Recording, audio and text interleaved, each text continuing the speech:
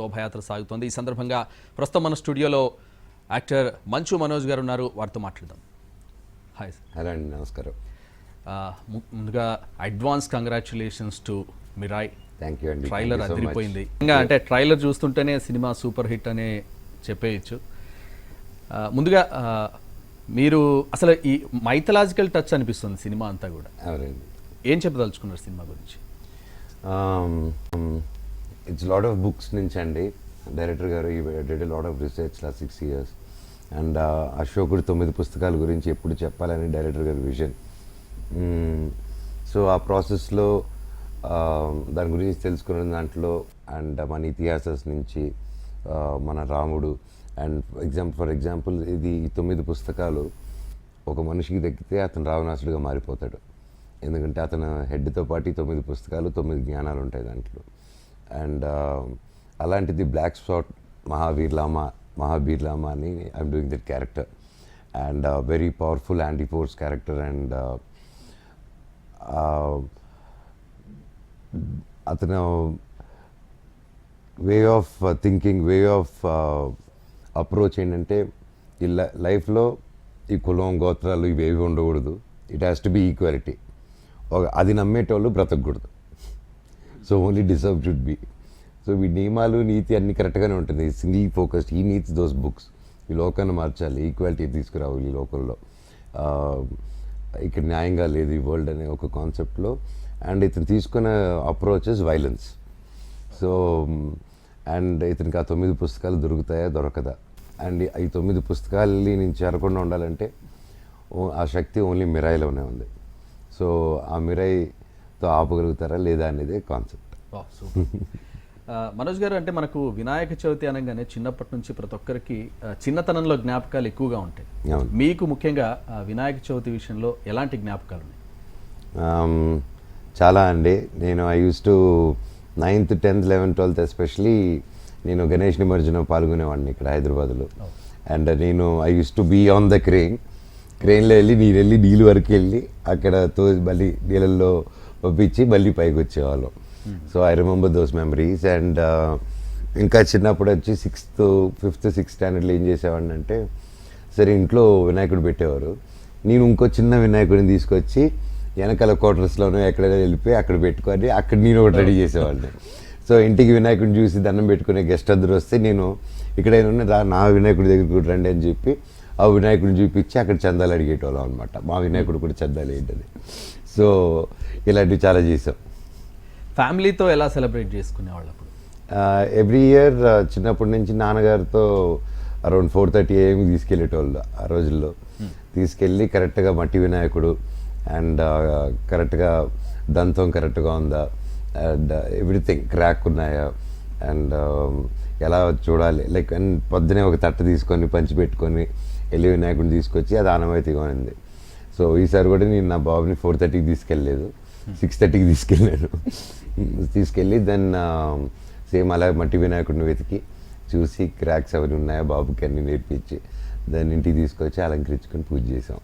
So the tradition అనేది మన duty, మన నెక్స్ట్ జనరేషన్ పాస్ అయ్యి చేసేదానికి. అప్పటికి ఇప్పటికీ అంటే మీరు చిన్నతనంకి ఇప్పటికీ ఏమైనా డిఫరెన్స్ కనిపిస్తుందా? అంటే మన ఫెస్టివల్స్లో కానీ మన ట్రెడిషన్లో కానీ? ఎస్ అండి, దర్ ఇస్ లాట్. కాకపోతే నాకు అప్పటికి ఇప్పటికి ఏంటంటే క్రౌడ్ ఎక్కువైంది అంతే. మన జనాభా పెరిగాం కదా న్యాచురల్లీ. అండ్ అది పెరిగా అండ్ లాట్ ఆఫ్ క్రియేటివిటీ పెరిగింది. అప్పుడు ఇంత క్రియేటివిటీ కాదు, ఒక సర్టన్ లెవెల్లో ఉండేది. అండ్ ఇప్పుడు రకరకాలుగా ఒక్కొక్కరు ఏరియాలో ఒక్కొక్క స్టైల్లో చేయడం మొదలైంది. అప్పట్లో ఈ లడ్డు వేలం పాటలు కానీ ఇవన్నీ ఉండేవా? అంటే మీ చిన్నతనం నాకు గుర్తులేదండి. లడ్డు వేలం పాటలు గుర్తులేదు నాకు చిన్నప్పుడు. రైట్, కమింగ్ టు మిరాయ్, మీరు ఒక నెగిటివ్ షేడ్ లాగా కనిపిస్తుంది. ఏంటి అంటే మీ రోల్ గురించి ప్రత్యేకంగా? సో బ్లాక్ స్పాట్ మహాబీర్ లామా.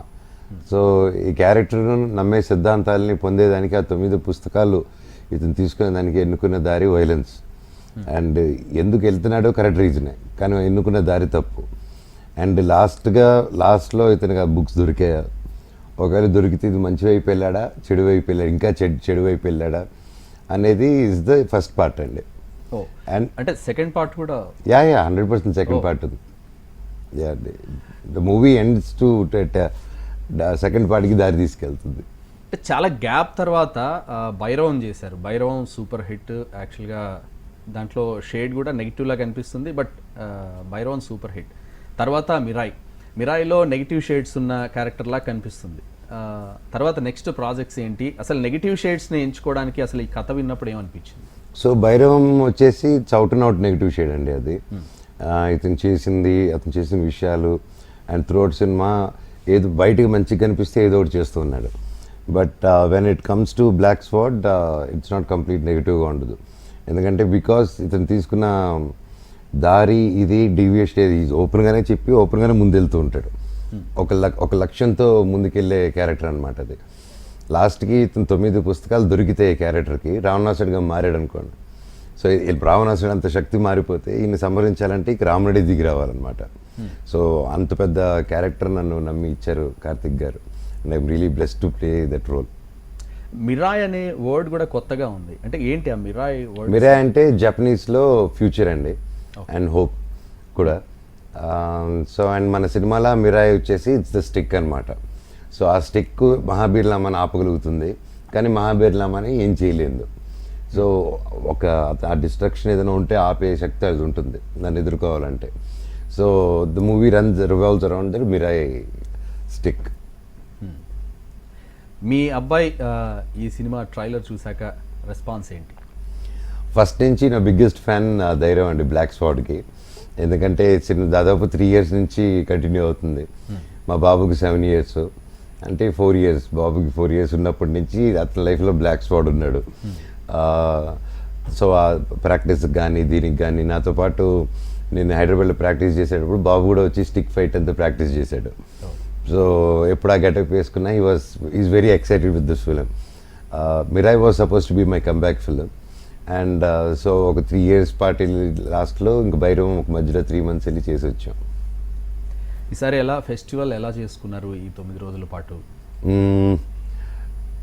ఇంట్లో వినాయకుడు ఉన్నారండి. సో డైలీ దండాలు పెట్టుకుంటే అలాగే విజయవాడకి కానీ చుట్టుపక్కల ఊర్లకు కానీ మ్యాక్సిమం దాదాపు ఒక 25 to 30 మండపాలు తిరిగాం మొత్తం.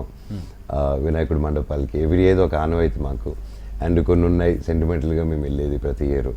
సో అలాగే we celebrated that. But year ఇంకా మాకు అడిషనల్ పండుగ ఏంటంటే మాకు September 12th మిరాయ్ రిలీజ్ అవుతుంది. సో ఈ పండుగలోనే మేము ప్రమోషన్స్ చేసుకోవడం, ఈ పండుగలోనే మాకు అలా తిరిగే అదృష్టం దేవుడే కలిగించారు. నిమజ్జనం చూస్తున్నారు, అసలు చాలా జన సందోహంతో నడుస్తోంది. అంటే మీరు అప్పుడు నిమజ్జనం చేసేటప్పుడు ఇంత సందడి ఉండేదా? అప్పట్లోనే ఉండేదండి. సందడి అనేది ఎప్పుడు సందడికి ఇలాగుంటేనే సందడిగా ఉంటుంది అనేది you can't put a bracket for it. ఎక్కువ మంది ఉంటేనే డాన్సులు కానీ ఎప్పుడు ఉండేదండి. కల్చర్ మన ఇండియానే కల్చర్స్కి ఫేమస్. వరల్డ్ వైడ్న హిస్టరీ తీసుకున్న మోస్ట్ కల్చర్ మనదే ఇండియా నుంచే చాలా మొదలైంది కూడా. ఐ థింక్ ఆ ట్రెడిషన్ ఎప్పటికీ పోదు. అందుకే ఇండియన్ ఫిలిమ్స్లో కొన్ని ఫిలిం సాంగ్స్ లేకుండా ఆడితే కానీ అసలు సాంగ్సే లేకుండా సినిమాలు వస్తాయంటే నేను నమ్మను. Songs is a part of our blood. ఈ సినిమాకి దాదాపు 3 ఏళ్ళు పట్టింది అంటున్నారు. ఎందుకు అంత టైం ఎందుకు తీసుకోవాల్సి వచ్చింది? లాట్ ఆఫ్ వెదర్ అండి. బికాస్ డిఫరెంట్ కంట్రీస్లో షూట్ చేయాల్సి వచ్చింది. And lot of visa issues ఉన్నాయి. అండ్ కరెక్ట్గా వీసాలన్నీ ప్రాసెస్ అయ్యేసరికి అక్కడ వెదర్ కండిషన్ ఇదవుతుంది. సో దీస్ అన్సర్టనిటీస్ వల్లే డిలే అయింది తప్ప not due to shoot delays. And shoot మాత్రం అనుకునే టైంలో డైరెక్టర్ గారు కంప్లీటెడ్ ఇట్ ఎఫిషియెంట్లీ అండి. యూజువల్గా ఆయనే డిఓపి, ఆయనే డైరెక్టర్ కాబట్టి ఐ థింక్ రెండు ఆయన బ్రెయిన్లో ఉంది కాబట్టి he pulled it of. He work really hard but he made it look effortless. సెట్లో ఒక అరుపు ఉండదు, ఏముండదు. ఒక డైరెక్టర్కి ఎంత ఫ్యాన్ అయ్యానో ఆయనకి వ్యక్తిగతంగా కూడా చాలా పెద్ద ఫ్యాన్ అయ్యాను. నాకంటే చిన్నవారైనా నేను ఆయన చూసి ఎంతో నేర్చుకున్నాను. లైక్ ఓకే ఆయనలా కూల్గా ఉండాలి, ఏ పనైనా ఇట్ కెన్ బీ హ్యాండిల్డ్ అనేసి. So lot to learn from him and I'm blessed he's in my life.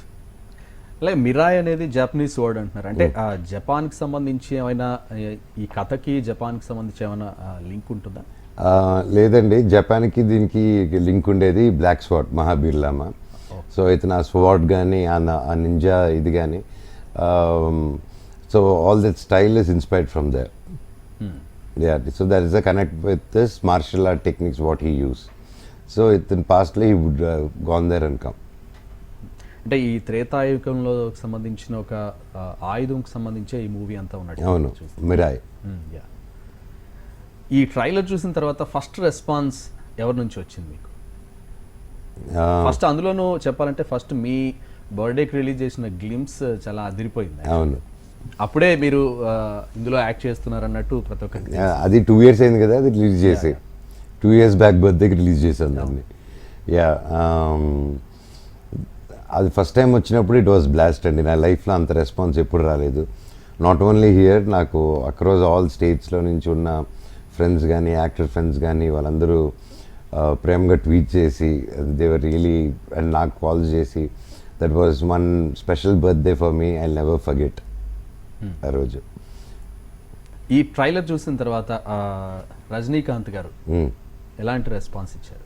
ఆయనకి చాలా నచ్చిందండి. He was really impressed and same thing VFX కానీ ప్రతిదీ చాలా కేర్ తీసుకొని చేశారు. The canvas looks big and he appreciated the director and Teja గారిని ప్రతి ఒక్కరిని అప్రిషియేట్ చేసి he blessed us that this should be a super hit అని. అండ్ ఆయన బ్లెస్సింగ్ ఫలించాలని దేవుడిని కోరుకుంటున్నాను. మనోజ్ గారు, ఈ మూవీలో మీకు నచ్చిన సీన్ అంటే ఏం చెప్తారు? టఫ్ క్వశ్చన్ అండి, చాలా ఉన్నాయి, చాలా ఎపిసోడ్స్ ఉన్నాయి అలాగా. యా, అలాగే టఫెస్ట్ అంటే ఎక్కువ కష్టపడిన సీన్ ఏది షూటింగ్ స్పాట్లో? నా పోర్షన్కి వచ్చేసరికి ఫస్ట్ ఫైట్ అండి. నా ఇంట్రడక్షన్ ఫైట్, లామా ఇంట్రడక్షన్ది. అప్పుడు జాపనీస్ డోజోలో తీసాం. అప్పుడు ఆ కంట్రీలో వెదర్ వచ్చేసి దాదాపు 44-45 degrees ఉన్నింది. అండ్ లోపల గాలాడదు, డోజో లోపల అన్నీ క్లోజ్డ్. సో ఇంకా లోపల మైక్రో ఓవెన్ లోపల ఉన్నట్టు ఫీలింగ్ అనమాట అందరికీ. అండ్ అందరికీ 3-4 లేయర్లు dress. So that was one difficult thing. But that effort అది చేసేటప్పుడు లైక్ ద క్యాన్వాస్లో చేసేటప్పుడు కష్టం ఉన్నా అది ఇష్టంలాగా చేశారండి ప్రతి ఒక్కరు. It was not easy. Each and every one work really hard in the dojo fight side.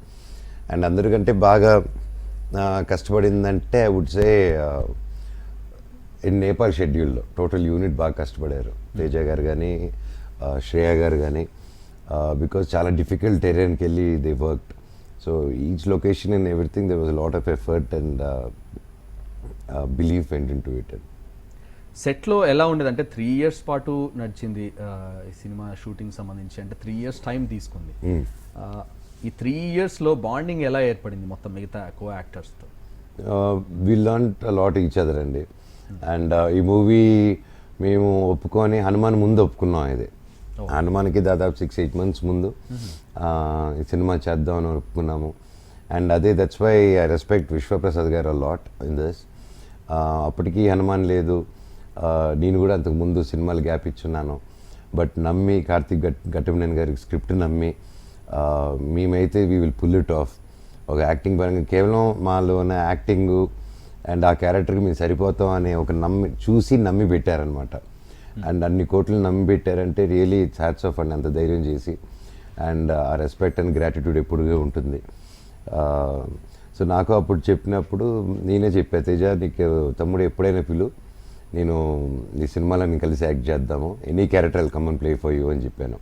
నిజమా అన్న అన్నాడు. నిజమా అన్న.